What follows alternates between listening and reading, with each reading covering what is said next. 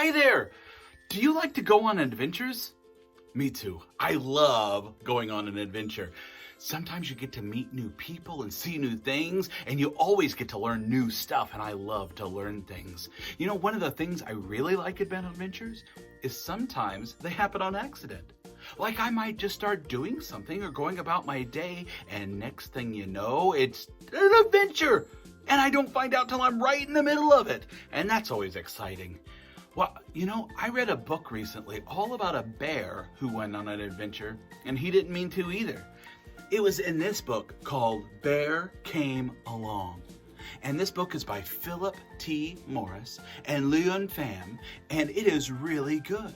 One day, the bear wanders down by the river just because he was curious, wanting to see what was going on, and the next thing you know, he falls on a log that falls in the river, and he's down the river on an adventure.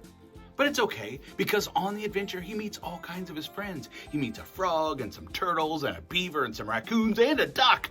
And you know, adventures are fun, but they're even more fun when you're with your friends. So if you want to read about a really fun adventure, I would look for this book called Bear Came Along. I think you'll really like it.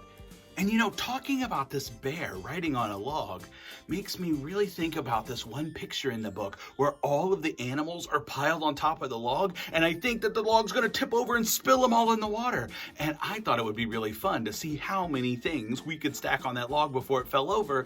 But you know, it would be very dangerous for us to take a log and go down to the river and buy a bunch of animals or get a bunch of animals like bears and ducks and raccoons and try to get them all. That sounds dangerous. So here's what I thought we should do instead. Let's get a few supplies. Let's make our own boat, float it in water, and we'll put stuff in it and see how much stuff we can fit in our boats. Okay, here's what you need. Now you could try to build it out of all kinds of stuff, but for this simple boat, all we need is a container of water. So you can use your sink that has a stopper in it, or you can use your bathtub, or you could do like me, I'm using a bowl of water. You also are going to need a sheet of aluminum foil because this is really easy to bend and we can make a pretty cool boat with that. And then you need something that you're going to put in the boat to see how much stuff you can put in there before it sinks. And I could recommend just anything that's not a chokeable. So be careful of like marbles and pennies and things like that. But if you have any little plastic toys that you can use, that it's okay if they get wet, those are great. I happen to have a whole bucket of little army guys, so we're going to use those today. So here's what we do. This is where you use your creativity. You are going to take this foil and make a boat. So we are going to have a flat part, and then we're going to have some sides that curve up. But other than that, you do what you want. Do you want to roll it? You could roll the sides maybe. Do you just want to fold it? Do you want to try to see if you can get your sides to stand up straight like that? How are you going to do it? So you make your boat. I'm going to design a boat real quick, and let's see what I can come up with.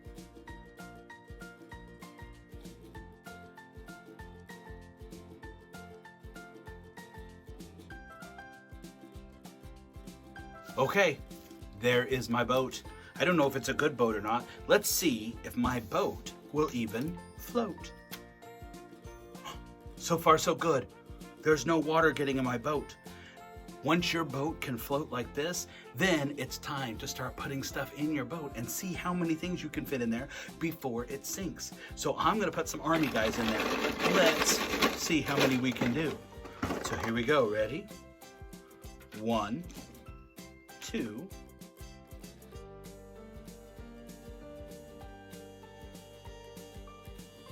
well, I did 20 and my boat hasn't even moved. Maybe my army guys are too light.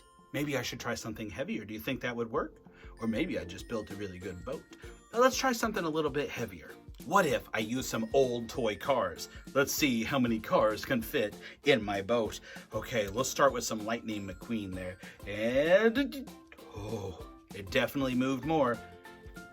2, oh, I better put one in the front. 3, 4, 5, oh no! Put one over here. 6, 7, oh no, 8, 9, 10. Oh no, water's getting in my boat. 10, oh, 10 cars before my boat sank. Ah, well. How many did you get? What did you put in yours? Awesome job. I hope you guys had fun with this. I will see you next time. In each video in this series, we're going to take a minute or so to teach you a pre-reading skill that you can use with your child to help them grow into becoming a lifelong reader. Now, don't worry, they're not overly complicated. They're simple things that you can do that will really help your child. Letter knowledge. Letter knowledge is exactly what it sounds like. It's making your child aware that every letter is different, every letter has its own name, and every letter has sounds associated with it. An easy way to build letter knowledge is to simply point out letters in everyday life, whether it's on toys, on cereal boxes, or on billboards, but pointing to a letter and asking your child what that letter is. It's just that easy. Now, this one is a bit harder, but pointing out that the same letter can look different. Now, I'm talking uppercase and lowercase. I'm also talking about different fonts. This is definitely trickier than just pointing to a letter and asking the child the name of it.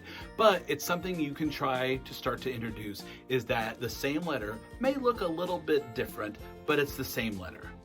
Playing matching games is a great way to help your child start to recognize when something looks the same. So it doesn't necessarily have to be matching the alphabet, but any kind of matching game is going to get your kids ready to start looking for similar looking items. So playing a matching game will help with letter knowledge.